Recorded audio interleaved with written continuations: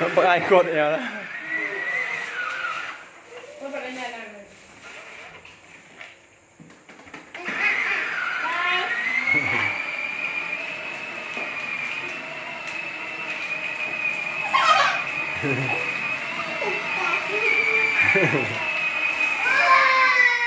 โอ้ปลายอันตรายฮะ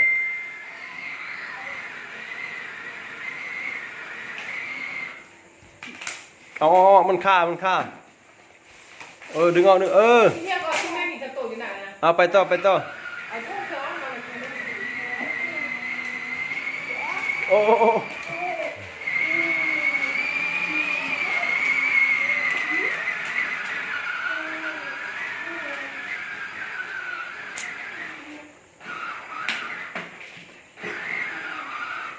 แบบมันละ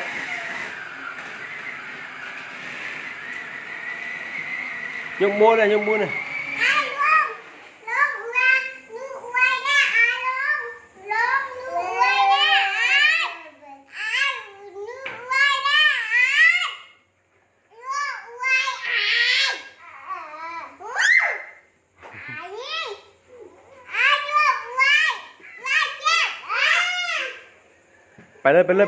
ไปเลย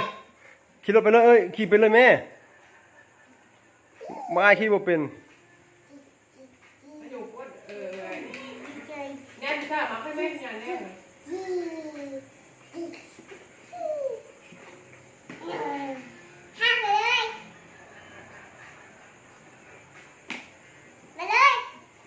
มันขี่บ่เป็น